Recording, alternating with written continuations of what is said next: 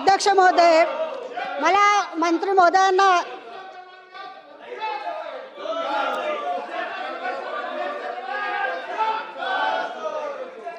अध्यक्ष महोदय, अमरावती जिल्ह्यातील सर्वात महत्त्वाचा म्हणजे शेतकऱ्यांचा प्रश्न आहे आणि सावकारी कर्जाच्या संदर्भात हा प्रश्न विचारला आहे। याच्यामध्ये आपण म्हटलंय की खरे नाही, हे खरे नाही, म्हणून मला या ठिकाणी मंत्री महोदयांना प्रश्न विचारायचा आहे की अमरावती जिल्ह्यामध्ये अवैध सहकारीच्या किती केसेस दाखल केल्या, किती जणांवर गुन्हा दाखल केलेला आहे याची माहिती द्यावी।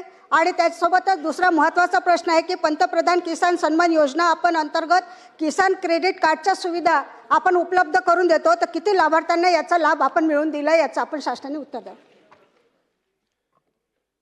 अध्यक्ष महोदय, सुलभाताईने विचारलेला प्रश्न अतिशय महत्त्वाचा आहे। अमरावती जिल्ह्यामध्ये 574 नोंदणीकृत परवानाधारक सावकार असून त्यांनी मागील 26 मध्ये 43,936 कर्जदारांना 54 लाख रुपये तारण कर्ज, बिगर तारण कर्ज या ठिकाणी वाटप केलेले आहे।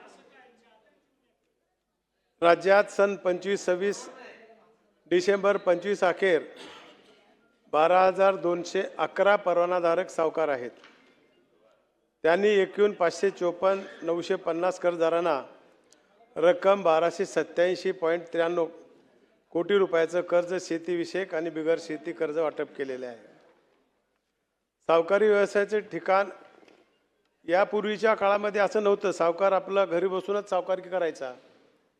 मध्यंतरीच्या काळामध्ये अशा तक्रारी खूप आल्यामुळं त्याच्यामध्ये थोडंसं आपण पारदर्शकता आणली। सावकाराला तशा स्ट्रिक्ट सूचना दिलेल्या आहेत की ज्या लोकाला लायसन दिलं आहे त्यांनी ज्याचं आपलं काम चालू आहे, ज्याचं ऑफिस आहे, ज्याचं घर आहे, त्याच्या घराच्या समोर त्यांनी बोर्ड लावावा आणि हा सावकार लायसनधारक आहे। आणि हे करत असताना सावकारी नियम 2014 मधील 29, 31 आणि 32 नुसार सावकाराने आकाराच्या अधिकृत व्याजदर 26 नोंद 2014 अधिसूचनेमध्ये खालीलप्रमाणे निश्चित करण्यात आलेले आहेत। सावकाराला दर ठरवून दिलेले आहेत। शेतकऱ्यासाठी कर्ज द्यायचं असेल, तारण कर्ज असेल तर त्याला 9% प्रतिवर्षाप्रमाणे द्यायचे आहे। विनातारण कर्ज द्यायचं असेल तर 12% द्यायचे आहे। शेती व्यतिरिक्त इतर व्यक्तींना कर्ज द्यायचं असेल तर तारण कर्ज 15% प्रतिवर्षी द्यायचे आणि विनातारण द्यायचं असेल तर 18% द्यायचे। 14 मधील तरतुदीनुसार राज्यातील अमरावती जिल्ह्यातील परवानाधारक सावकाराची त्यांच्या नावाचा कामाचा वेळेबाबत तपशील शासनाने ठरवून दिलेला आहे। प्रचलित व्याजदराचे फलक दर्शवण्यात आलेले आहेत, सांगितलं आत्ताच मी। आणि म्हणून आणि याच्यासाठी कमिटी निर्माण केली आहे आपण। प्रत्येक जिल्ह्याचे जिल्हाधिकारी त्याचे प्रमुख आहेत आणि मग बाकीचे अपर पोलीस अधीक्षक, निबंधक त्याचे सदस्य आहेत। त्यांना जे ठरवून दिलेलं आहे त्याप्रमाणे कामकाज चालय का नाही हे तपासायचं काम आमचे जिल्हाधिकारी महोदय करतात। आपण म्हणल्याप्रमाणे सावकारी 14 मध्ये आल्यापासून कलम 26 आणि 17 अंतर्गत जिल्हा निबंधक सहकारी संस्था या ठिकाणी अमरावती कार्यालयामध्ये 383 तक्रारी प्राप्त झाल्यात ताई। त्यापैकी 266 प्रकरण तथ्य आढळून आलेले नाहीत, परंतु 34 प्रकरण अवैध सावकारी आढळून आल्याने संबंधितावर आपण FIR करण्यात आलेले आहेत। 48 आरोपी करण्यात आलेले आहेत आणि कलम 18(2) अंतर्गत जिल्हा निबंधक सहकारी संस्था अमरावती कार्यालयात 54 तक्रारी प्राप्त झाल्या होत्या।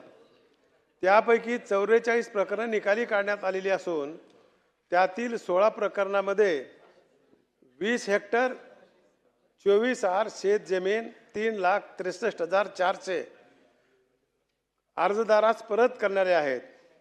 ज्या सावकारांनी अशा प्रकारचे काही तिथं हडपायचा प्रयत्न केला होता त्याच्यामध्ये काही तथ्य आढळून आलं तर त्याच्यामध्ये 20 हेक्टर 24 आर आणि 3,63,000 रुपये त्या शेतकऱ्याला परत देण्याचं काम आतापर्यंत त्या ठिकाणी केलं आहे।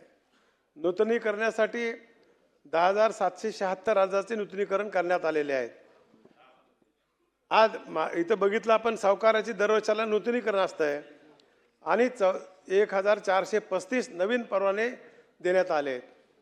काही रिन्युअल होतात, काही नवीन मागतात. म्हणून हा आकडा तुमच्या समोर ठेवला आहे. आणि 12,211 पात्र प्रवारधारकांना सावकार आपल्याकडे आहेत.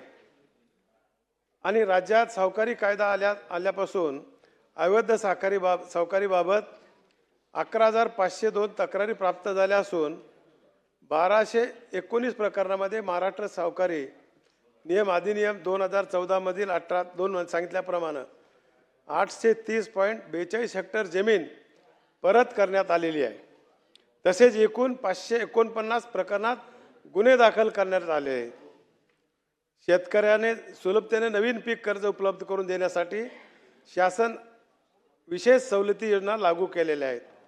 आपण आत्ताच विचारलात की मला शेतकऱ्याला या ठिकाणी कर्ज दिलं जाते का नाही. त्या संदर्भात सुलभतेने नवीन पीक कर्ज उपलब्ध करून देण्यासाठी शासनाने खालील विशेष सवलत लागू योजना केलेली आहे. पंतप्रधान किसान सन्मान योजनेच्या लाभार्थी शेतकऱ्यांना बँकेकडून किसान क्रेडिट सुविधा उपलब्ध करून देण्यात आलेल्या आहेत. त्याच्या वतीनं 12 लाख शेतकऱ्यांना हे किसान क्रेडिट कार्ड दिलेले आहेत.